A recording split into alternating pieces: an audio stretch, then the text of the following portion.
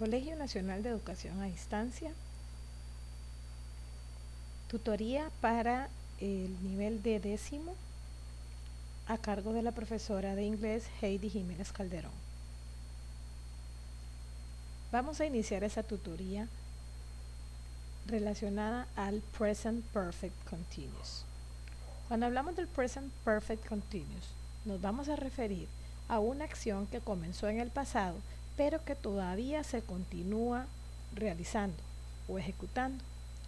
Podemos observar por aquí la primera estructura, que es para tener oraciones en forma afirmativa. Bueno, vamos a analizar sus elementos. Sujeto, or subject, plus the verb have or has, más el verbo have or has.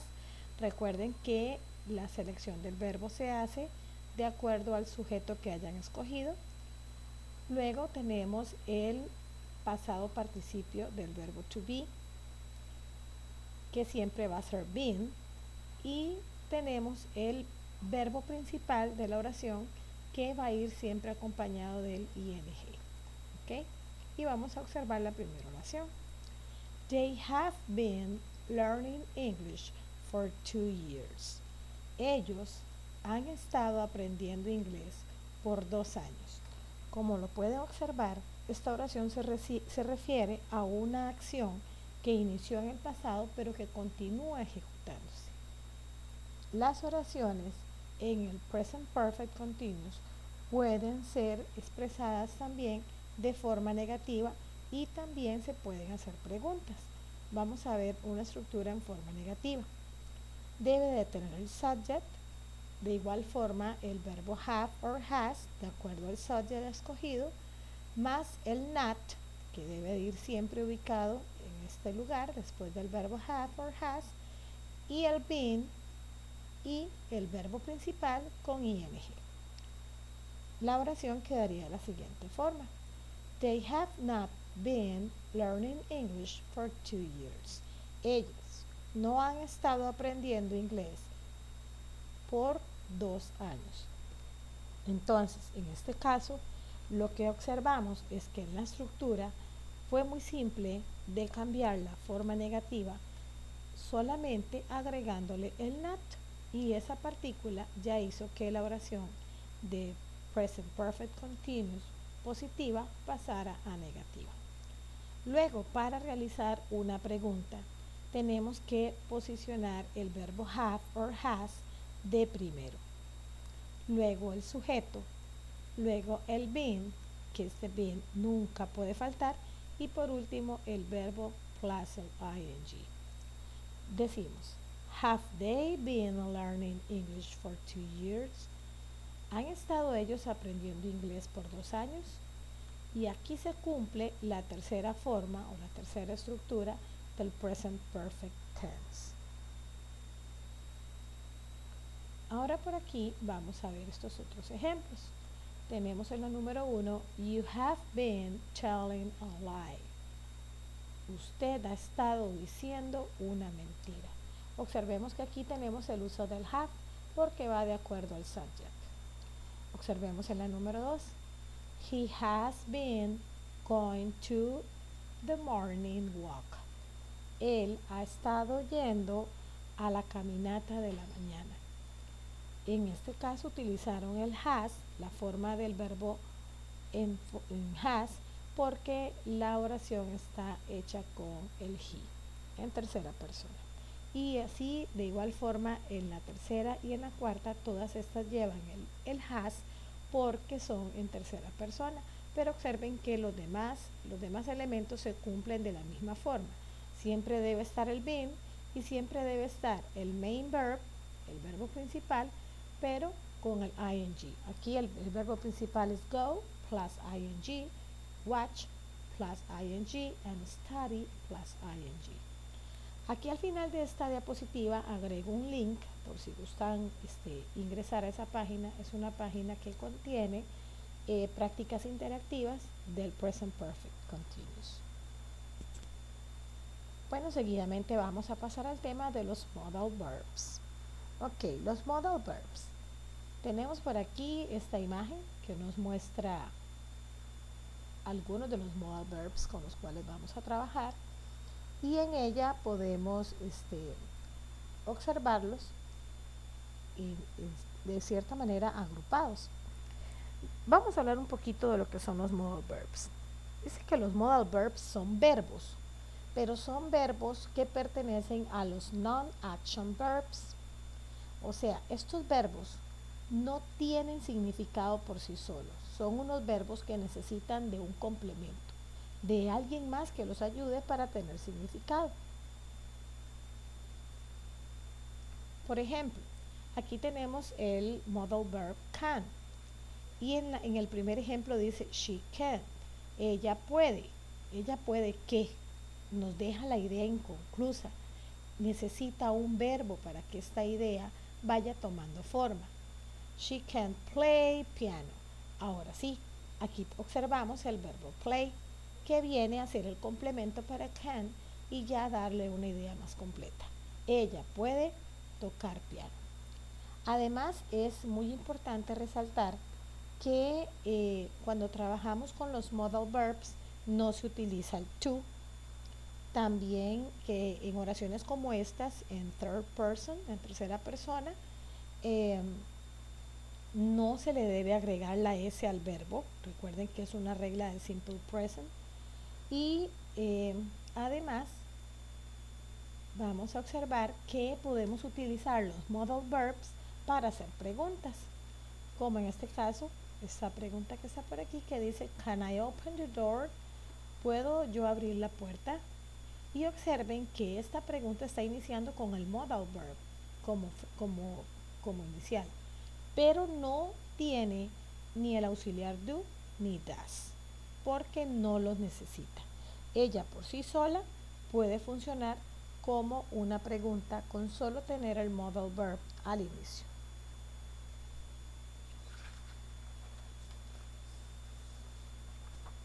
Por aquí vamos a ver las agrupaciones de los modal verb o el tipo de agrupación a la que pertenecen. Por ejemplo, en el primer caso tenemos el can y el could. Dice que estos dos modal verbs pertenecen a el tipo de una habilidad. Cuando vamos a hablar de algo que se puede hacer, algo que yo puedo hacer, something that I can do it. Pero cabe resaltar de que debemos de tomar en cuenta ciertos detalles. Que el can lo utilizamos para hablar de algo que yo puedo hacer. I can speak English. Yo puedo hablar inglés. Pero el could usualmente se utiliza para referirnos a cosas que podíamos hacer, o sea, una habilidad que se tenía. Vamos a ver los ejemplos. David can speak 3 languages. David puede hablar 3 idiomas o 3 lenguajes. En este caso, la oración está hecha con can, expresa una habilidad que tiene David. Vamos a ver la segunda. He could speak fluent French when he was 5. Él podía hablar francés fluido cuando él tenía 5 años. Vean que en esta oración se está refiriendo a una habilidad que él poseía y se está estructurada con el could. Seguidamente vamos a pasar a la agrupación del can, could y may. Dice que también estos dos modal verbs más el uso de el may pertenecen al tipo de permission, que se refiere a los que sirven para pedir permiso, para pedir algo. ¿Okay? Vamos a ver el ejemplo. Can I sit in that chair, please? ¿Puedo sentarme en esa silla, por favor? Or could I open the window? ¿Podría yo abrir la ventana? Or may I borrow your dictionary? ¿Podría yo tomar prestado su diccionario? Vean que los tres ejemplos que tenemos o las tres oraciones están estructuradas en forma de pregunta porque es para pedir un permiso y independientemente funcionan muy muy bien, o sea, no hay ninguna restricción para utilizarlas. Ahora vamos a utilizar o hablar del should. El should es un debería. El should lo ubicamos dentro de el contexto o el tipo de que es algo para pedir o para dar un consejo, perdón, para dar un consejo. Es para dar un consejo, para dar una sugerencia. Vamos a ver los ejemplos. You should visit your dentist at least twice a year. Usted debería de visitar a su dentista por lo menos 2 veces al año. Vean que aquí utilizamos el should dentro de la oración como un debería, ¿verdad? Es para dar un consejo, una sugerencia, no es algo que sea impuesto. Y la siguiente oración dice, you should try to lose weight. Usted debería de tratar de perder peso. Ambas son sugerencias, no son imposiciones. Ahora vamos a ver el uso del must o el have to. Estos dos pertenecen al contexto o al tipo de obligations. Obligaciones, deberes, algo que ya es impuesto, que se debe de hacer. I must memorize all of these rules about tense. Yo debería de memorizar todas estas reglas acerca de estos tiempos. En este caso podemos ver que el must está utilizado como una imposición, como una obligación. Que en sí esa es la principal función del must y del have to. Dar una obligación, una orden, un deber. Y por aquí tenemos el the possibility, que es el final, que está al final. Tenemos el uso del may, might, could y can't. En el caso de ellos, que son utilizados para expresar una posibilidad, serían interpretados como un podría. Y lo vamos a ver de la siguiente forma. It looks nice, but it might be very expensive. Eso se ve muy bonito, pero eso podría ser muy costoso. Podemos observar aquí que el uso del might es un podría. Y de igual forma, los demás se interpretan de la misma manera, como un podría. Vamos a, por aquí en esta diapositiva, hablar un poquito de la diferencia que hay en el can y el could. Se dice que el can es de uso más informal y que el could es de un uso más educado o dentro de un contexto de respeto. El can y el could tienen el mismo significado a la hora de pedir un permiso. Puedo, pero se le da una interpretación de formal e informal. El can como informal, o sea, lo puedo utilizar dentro de un contexto de amigos, familia y da esa línea, una línea de confianza entre quienes están hablando. Can I borrow your pen for a minute? ¿Puedo yo tomar prestado tu lapicero por un minuto? Esa pregunta no se la haríamos a un jefe o a alguien de mucho respeto. La haríamos dentro de un contexto de confianza. Pero el could I please have a glass of beer? ¿Podría yo tomar un vaso de cerveza? En este contexto pues hay un poco más de respeto, ¿verdad? Could I please have a glass of beer? Y podemos interpretar que hay un contexto de respeto. Al final de esta diapositiva agrego otra vez un link con el cual pueden encontrar prácticas acerca de los modal verbs. Ahora vamos a hablar del first conditional. Bueno, el first conditional se usa para narrar situaciones que sucederán en el futuro, pero estas sucederán si se cumple un requisito.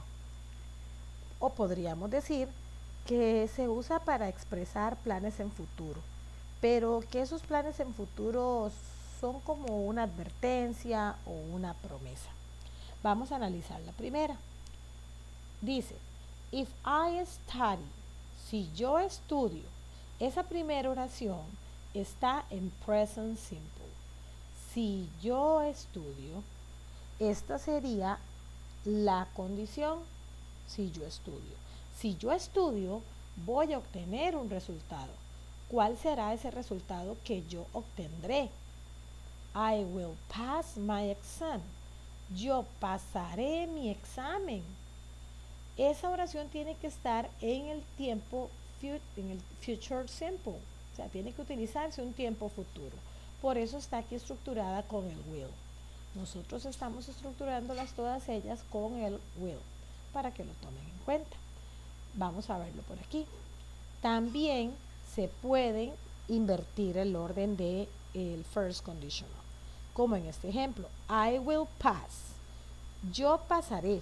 En este caso estaríamos diciendo o tomando en cuenta de primero el resultado. Yo pasaré o yo ganaré mi examen si yo estudio. Pero cuando se invierte la estructura se debe de omitir la coma. Observen que en el primer ejemplo tenemos una coma que divide lo que es la condición y después el resultado. Pero si la estructura que utilizan es inversa, deben de omitir la coma. Y bueno, aquí reitera lo que les dije anteriormente. We use it to talk about possible situations and their consequence in the future. Nosotros utilizamos esta para hablar de situaciones posibles y de sus consecuencias en el futuro. Seguidamente vamos a ver unos ejemplos del first conditional. Pero estos ejemplos son de oraciones que están en diferentes formas. Por ejemplo, tenemos una en forma afirmativa, otra en forma negativa y una en forma interrogativa. Vamos a ver la primera. If I study, I will pass my exams. Si yo estudio, yo pasaré mis exámenes. Esa es una oración que está en forma afirmativa. Ahora vamos a observar una negativa. If I don't study, I won't pass my exam. Si yo no estudio, yo no pasaré mis exámenes. Recuerden que la forma negativa del will como auxiliar para futuro es el won't, ¿verdad? Que ahí lo pueden observar. Y observen también que en la primera parte de este ejemplo se están agregando el auxiliar don't, ¿verdad? Para hacer la oración que quede en forma negativa. ¿Ok? Y luego, para trabajar la oración del first conditional, pero en forma interrogativa, iniciamos con el if. If I study, will I pass my exam? Si yo estudio, ¿yo pasaré mi examen? Este ejemplo es de forma interrogativa. Estos ejemplos que leímos anteriormente estaban estructurados con el subject I. Por aquí vamos a ver unos ejemplos con el he. Igual, la primera oración está en forma afirmativa y la segunda va a estar en forma negativa. If he studies, si él estudia, vean que se cumple que la primera parte, la que es la condición, debe estar en el simple present. Observen el verbo que cumple la regla del third person, ¿verdad? Y vamos ya a ver lo que fue el resultado. He will pass his exam. Si él estudia, él pasará sus exámenes. Muy importante tomar en cuenta los cambios que hay que hacer cuando se está hablando en tercera persona. Ahora lo vamos a ver en forma negativa. If he doesn't study, he won't pass his exam. Si él no estudia, vean que utilizamos el doesn't, porque es el que le corresponde para hacerlo en forma negativa, porque la oración está hecha con he. If he doesn't study, he won't pass his exam. El won't no cambia, es el mismo que se utiliza en el ejemplo anterior con el I, y a pesar de que la oración está hecha con he, pues se mantiene su forma. He won't pass his exam. Él no pasará sus exámenes. Y para terminar vemos la estructura en forma interrogativa. If he studies, si él estudia, will he pass his exams? Si él estudia, ¿pasará él sus exámenes? Y se cumplen las reglas en los tres ejemplos para que las oraciones estén en el first conditional. Ahora vamos a pasar al último tema que le corresponde al uso del going to. Bueno, ¿cuándo utilizamos el going to? When we use it. Used to express plans and intention for near future. Dice que nosotros lo utilizamos para hablar de intenciones o de planes que tenemos en un futuro muy cercano. Por aquí vamos a ver un poco de su estructura. Bueno, una oración que sea hecha con el going to para referirse a una acción en el futuro debe de tener un subject.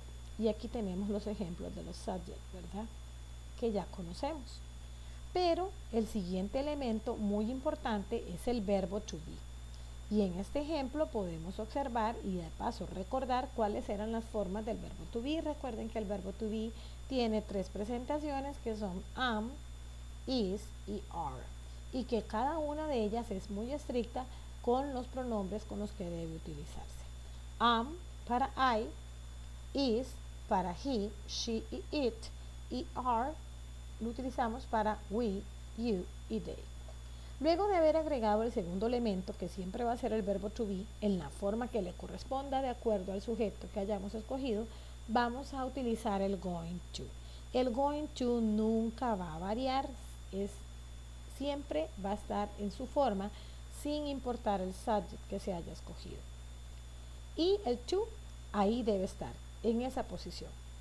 Y seguidamente tenemos que utilizar el verbo en su forma base. El verbo en su forma base. Vamos a ver por aquí los ejemplos de verbos que nos muestran. Play, swim y watch. Esos son los ejemplos que nos ponen y vean que nos ponen los tres verbos en su forma simple. Vamos a ver aquí ya una oración estructurada. Dice, subject, my family.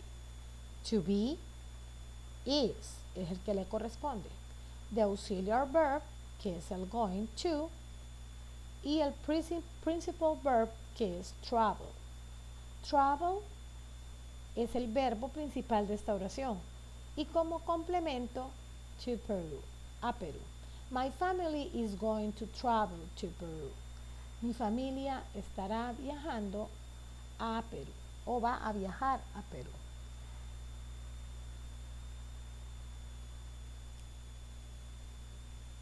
Vamos a ver estas dos formas, el going to en forma afirmativa y también en forma negativa. En forma afirmativa, you are going to study English. Usted estará estudiando inglés. Y en forma negativa, you are not going to study English. Usted no estudiará inglés o no estará estudiando inglés. En el caso de la negativa, observemos que lo único que se hizo fue agregar el not. El not va después del verbo to be y puede ser puesto de esta forma o puede ser abreviado como you aren't going to study English. Y eso sería todo, chicos, con respecto a la tutoría para el nivel de décimo. Es un placer haber trabajado con ustedes y ojalá esta les sea de mucha utilidad. Bendiciones.